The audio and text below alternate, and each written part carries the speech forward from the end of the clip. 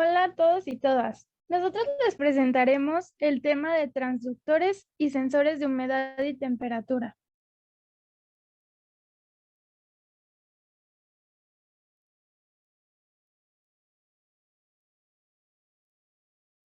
Comenzaré por explicarles el principio de funcionamiento de los sensores de temperatura.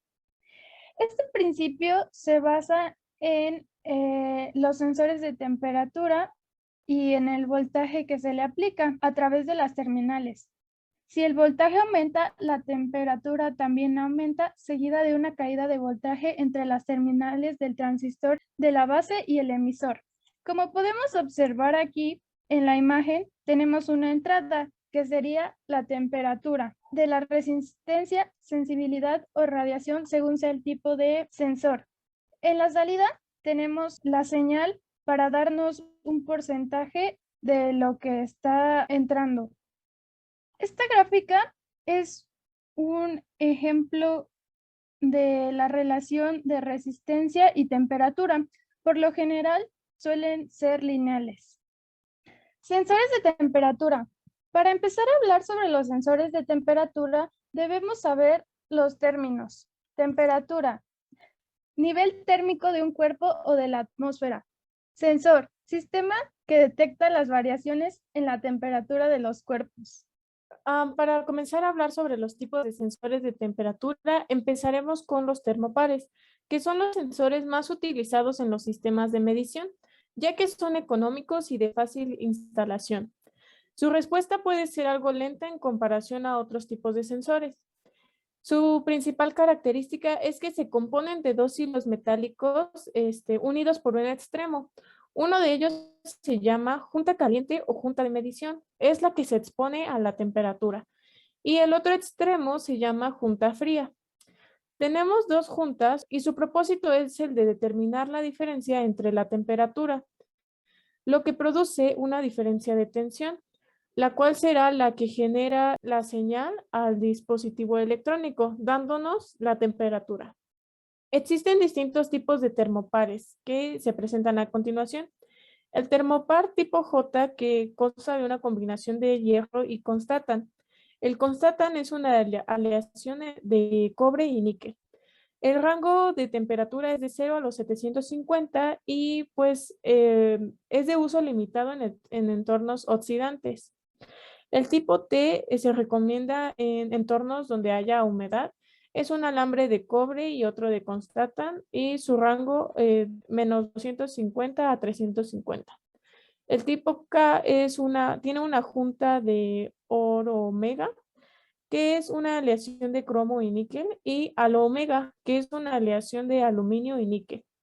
Es el sistema de captación de temperatura más extendido, ya que su rango va de los menos 200 a los 1250 grados Celsius. Se recomienda para temperaturas entre 300 y 1100 grados Celsius. El tipo E es croomega y constatan. Su rango va de los menos 200 a los 900 grados. Existen otros tipos de termopares para altas temperaturas como el tipo S o el tipo R. Algunos multímetros tienen capacidad de medir temperatura con uno de estos sensores termopares. El que se presenta a continuación no es un multímetro, es un sensor específicamente para medir temperaturas con termopares. Y es el termómetro digital GM1312, termómetro digital termopar. El sensor RTD es el sensor de resistencia. Su funcionamiento se basa en la resistencia a la temperatura del material que está hecho, ya que recordemos que la resistencia de un material depende de la temperatura a la que se expone. Su estructura suele componerse de un enrollado con un núcleo de vidrio o cerámica a su alrededor. Se suelen construir principalmente de platino y níquel y se aplican principalmente en entornos industriales gracias a que son inmunes al ruido eléctrico. Se montan en el interior de distintas construcciones metálicas o plásticas para sacar las mediciones. Tienen un amplio rango de temperaturas. A mayor temperatura, mayor es la resistencia. El que se recomienda más es el sensor PT100, ya que tiene un amplio rango de temperatura. Y pues el 100 en su nombre es porque en 0 grados Celsius muestra 100 ohms en el dispositivo de medición. Los termistores. Un termistor es un tipo de sensor que sirve para medir los cambios de temperatura detectados a través de los cambios de la resistencia, según el frío o el calor detectado. En sí es una resistencia como el anterior. Existen dos tipos de termistores. Los termistores NTC, que son los de coeficiente de temperatura negativo. A mayor temperatura, menor resistencia. Suelen estar hechos de magnesio, cobre, níquel o cobalto. Los termistores PTC de coeficiente de temperatura positivo, en este caso son a mayor temperatura, mayor es la resistencia.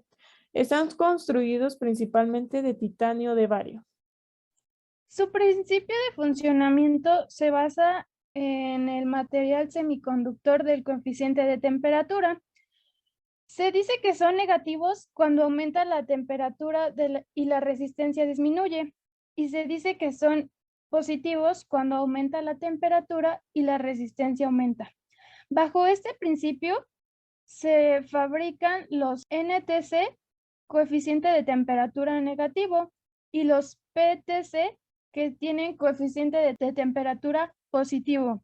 Según el material que se utilice, la curva de resistencia a temperatura será diferente, como podemos observarlo aquí.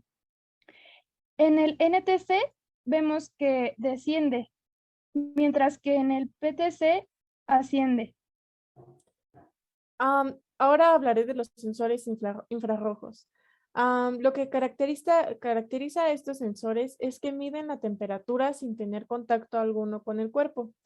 Son adecuados para realizar medidas de alto rendimiento en objetos y materiales inaccesibles o en movimiento.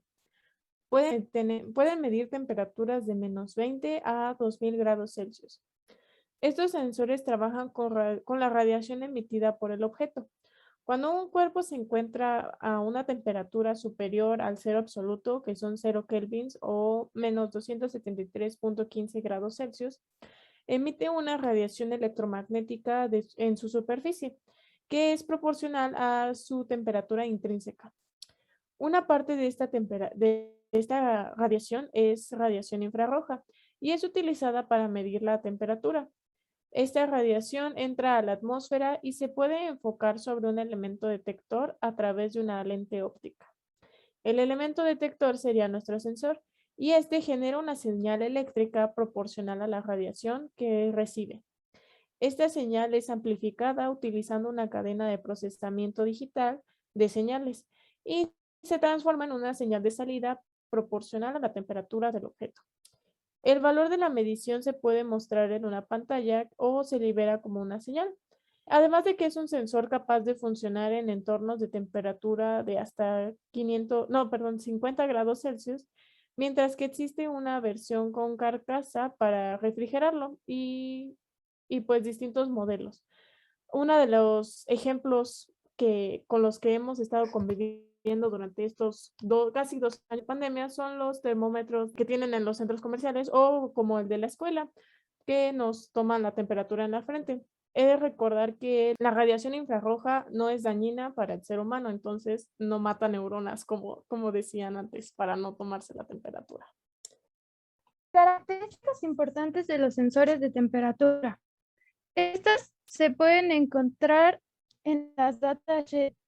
Son tres principales: el rango de temperatura de funcionamiento especificado, la ganancia del sensor y el voltaje de alimentación. Principio de funcionamiento de los sensores de humedad. Estos se basan en la detección de agua o vapor presente en la atmósfera. Tienen dos electrodos que apagan la electricidad y un material absorbente que no es demasiado resistente a la electricidad por sí solo. Y cuando hay agua en el aire, se pone en contacto y es muy sensible, muy absorbente, y el material absorbe generando electricidad. Para poder comprender el funcionamiento y la forma en la que miden los sensores, primero se debe comprender que existen dos tipos de humedad, la humedad absoluta y la humedad relativa. La humedad absoluta es la cantidad de agua en el aire. Se describe específicamente como una medida de la cantidad de vapor de agua en el aire o la atmósfera, independientemente de la temperatura, mientras que la humedad relativa es el porcentaje o relación de la cantidad de vapor de agua en un volumen de aire relativo a una cierta temperatura.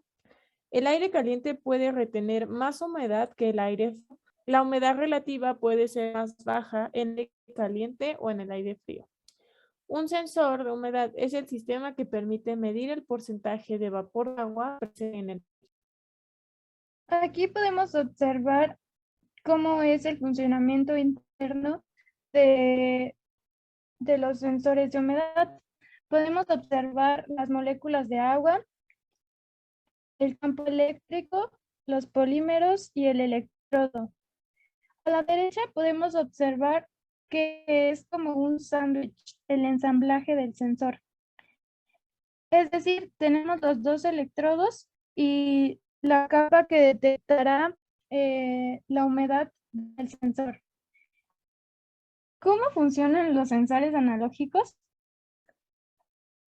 Miden la temperatura del aire relativo usando un sistema basado en un condensador, hecho de una película generalmente de vidrio o de cerámica. Material aislante que absorbe el agua, que está hecho de un polímero que toma y libera el agua. ¿Cómo funcionan los sensores digitales? Funcionan a través de dos microsensores que se calibran a la humedad relativa de la zona dada. Luego se convierten en un formato digital que se realiza mediante un chip situado en el mismo circuito. Para hablar de los tipos de sensores de humedad, empezaré con los sensores capacitivos. Estos sensores miden los cambios en la capacitancia que se producen en dos materiales conductores separados entre sí al aplicarles una carga eléctrica. La capacitancia está influida por tres factores: el área, la distancia y el dieléctrico, que es el material entre las placas conductoras, como lo hemos visto a lo largo de la carrera. Para poder ejemplificar a estos sensores, tomaremos un sensor de humedad que se coloca en el suelo o la tierra, por lo que el dieléctrico sería la tierra, ¿no? Como lo vemos en la plantita. Los sensores capacitivos miden la intensidad de la corriente que se produce y varía en función del dieléctrico, cuyo valor se influye por la cantidad de humedad y de sales disueltas en esta. En este tipo de sensores, el voltaje es casi lineal. Proporcionan resultados estables durante un uso prolongado y pueden detectar un amplio rango de humedad relativa, que es una ventaja. Aunque la distancia entre el sensor y el circuito de señalización suele ser limitada.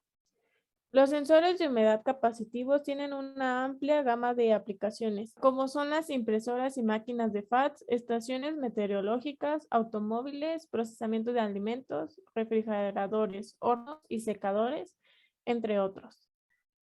Los sensores de humedad capacitivos miden la humedad relativa colocando una tira delgada del óxido metálico entre dos electrodos. La capacidad eléctrica del óxido metálico cambia con la humedad relativa de la atmósfera, como podemos observarlo en la imagen. Tenemos los electrodos, el material dieléctrico y el capacitor. Aquí podemos observar una gráfica de la humedad relativa, que será el porcentaje, y la capacitancia. Podemos observar que es lineal. La humedad relativa cambia mientras que la humedad absoluta no lo hace, porque el contenido de vapor de agua permanece igual, así como los sensores de humedad miden la humedad en una variedad. Continuando, tenemos los sensores resistivos. Estos sensores se caracterizan porque su resistencia varía ante los cambios de la humedad relativa del aire en contacto con el elemento. Se basan en el principio de la resistencia de los materiales, ya que la resistencia depende de la resistividad del material, su largo, área y la temperatura. El sensor resistivo mide el cambio de la resistencia de un material y pues en el caso de un sensor de humedad, el suelo pues es material. Por lo que el sensor se compone de dos ondas recubiertas de un metal conductor llamados electrodos y miden la resistencia que ofrece el suelo. A mayor cantidad de agua, mayor cantidad de sales disueltas y menor resistencia. Se debe considerar que el agua destilada o de lluvia no contienen sales, por lo que no conducen y tienen una resistencia muy alta, aunque pues haya mucha humedad. La ventaja de este tipo de sensor es que son de bajo costo y de dimensiones pequeñas. La distancia entre el dispositivo de control puede ser grande y es ideal para operaciones remotas. Sus desventajas están en que son sensibles a vapores químicos y otros contaminantes, además de que las lecturas de salida del sensor pueden ser diferentes si se usa con productos solubles en agua. Los sensores de conductividad térmica para su funcionamiento utilizan los termistores, que poseen coeficientes de temperatura negativa y que se encuentran conectados en un circuito tipo puente, como podemos ver en la imagen, donde uno de los termistores está herméticamente sellado dentro de una cámara llena de nitrógeno seco, mientras que el otro se encuentra expuesto al entorno a través de una pequeña ventilación. En el instante en el que se enciende el circuito, se calcula la resistencia de los dos termistores y la diferencia entre ellos será directamente proporcional a la humedad absoluta. O sea que nuestro termistor herméticamente sellado en la cámara de nitrógeno será nuestro termistor de referencia. Son sensores muy eficaces en ambientes de alta corrosión y temperatura, además de que por su manufactura los hace ser más duraderos y cuentan con mayor resolución que otros sensores. Aunque si se exponen a gases con propiedades térmicas que el nitrógeno no puede soportar, la medición de humedad se puede ver afectada dando datos erróneos.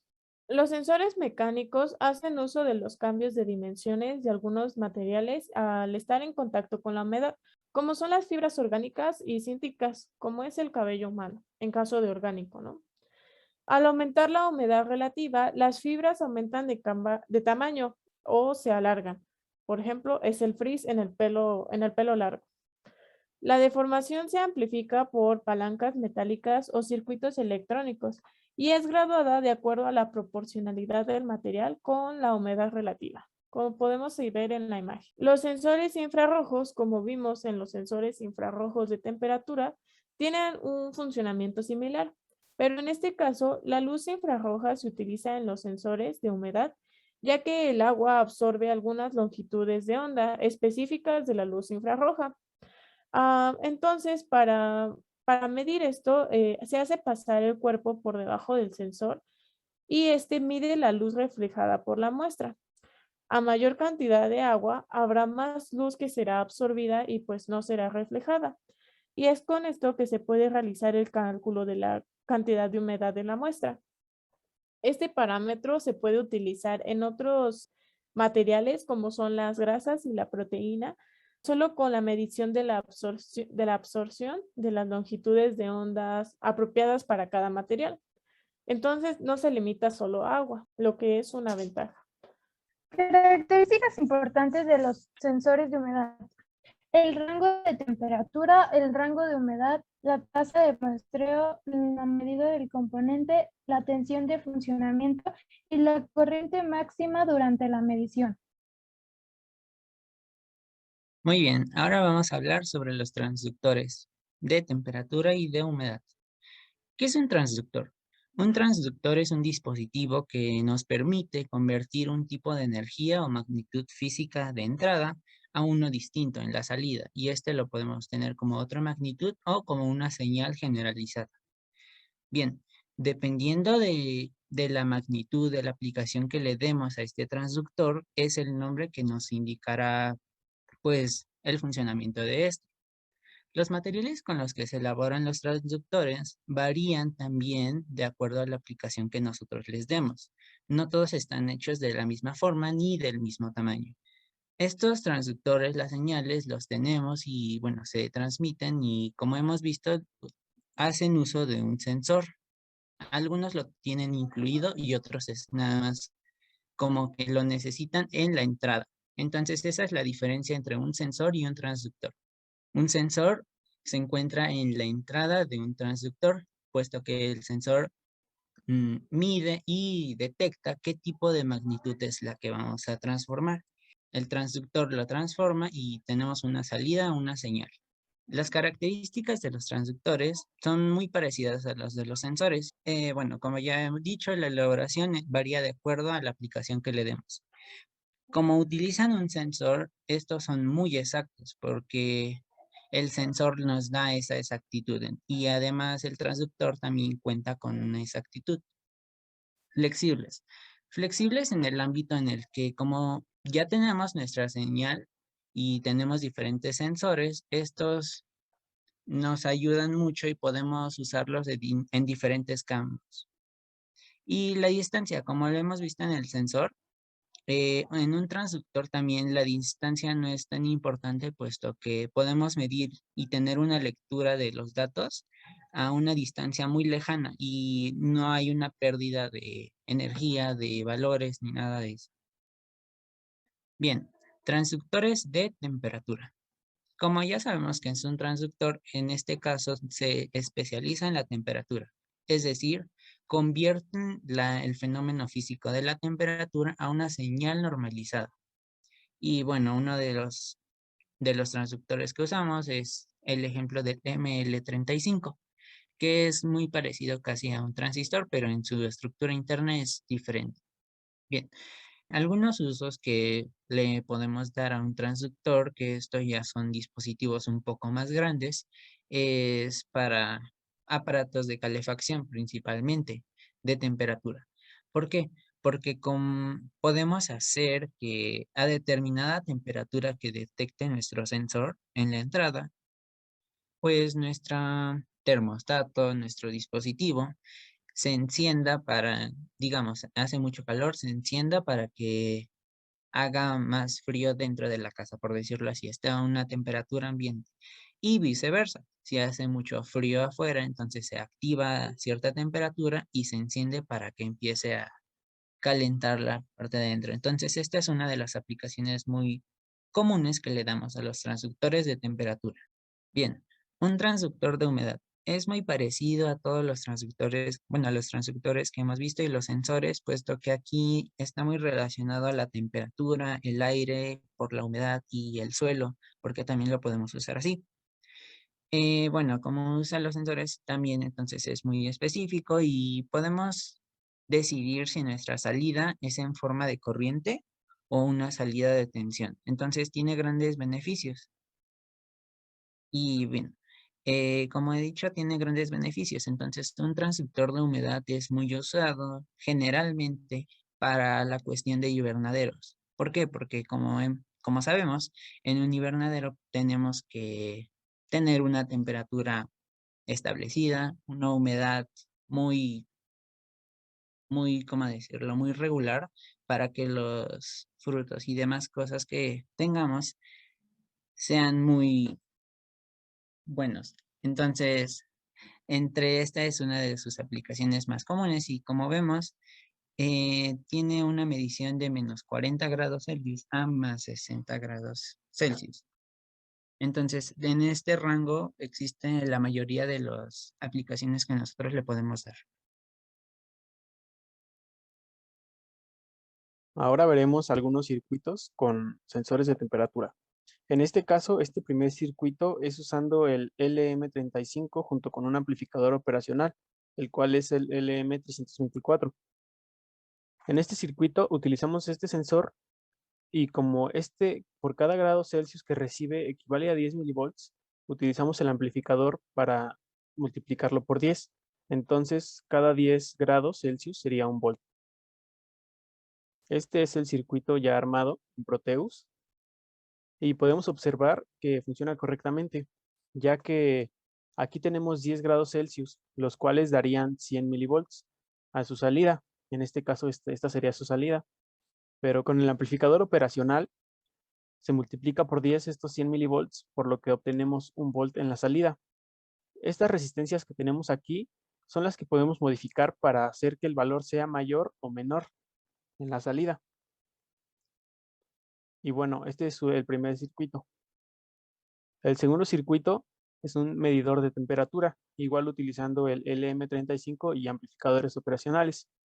En este caso tenemos una fuente de 10 volts, por lo que realizaremos un divisor de voltaje de 10 resistores, porque son 10 volts.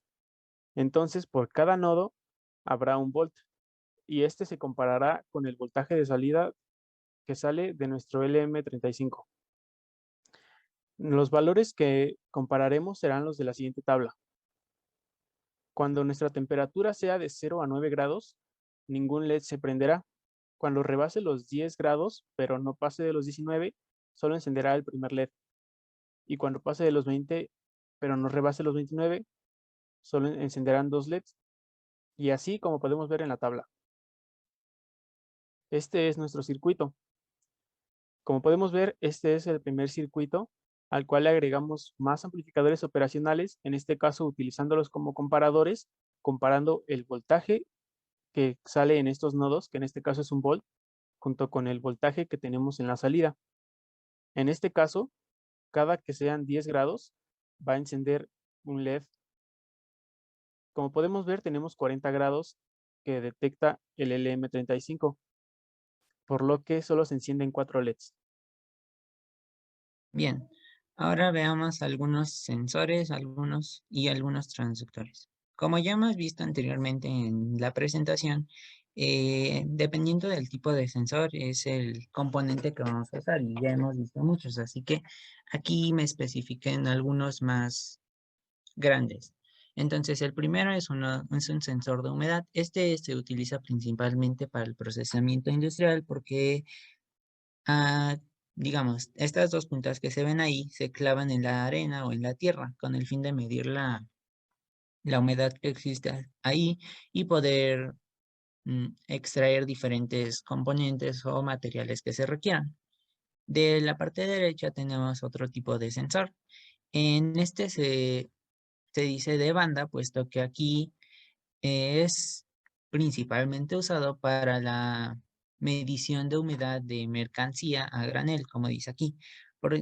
Es decir, no sé, algunos, no sé, chiles o cosas así, comidas que podemos tener y que requieran tener cierta humedad para que pueda ser transportada, vendida y demás cosas. Entonces, esta es un poco más grande. Cabe recalcar y mencionar que estos sensores, al ser muy grandes, entonces son comerciales, sí, sin embargo su costo es muy elevado. Algunos comienzan desde los 1,000 pesos en adelante. Por ejemplo, este de sensor de banda, como es para mercancía, entonces cuesta 2,000 pesos aproximadamente. Aquí tenemos otro sensor que es un PCE P18L. La mayoría de estos sensores tienen esta misma de PCE. Entonces, este es de temperatura y de humedad. De esta parte tenemos los sensores que hemos visto anteriormente y algunos de estos se pueden colgar en la pared. Entonces, son muy portátiles. En estos transductores también tenemos de humedad y de temperatura. Pueden manejar y medir ambas. Entonces, como ya hemos visto, son muy parecidos a los sensores, puesto que se complementan. Uno es la entrada y el otro es el proceso y la salida. Entonces, no varían mucho. Aquí los podemos usar para medir la temperatura y humedad del ambiente en caso de que lo requiramos. Y bueno, este último es muy pequeño, sin embargo, también cuesta mucho. Eh, Cuesta alrededor de los 800 a los 1,200. ¿Por qué? Porque maneja tensiones un poco bajas y también la corriente va variando.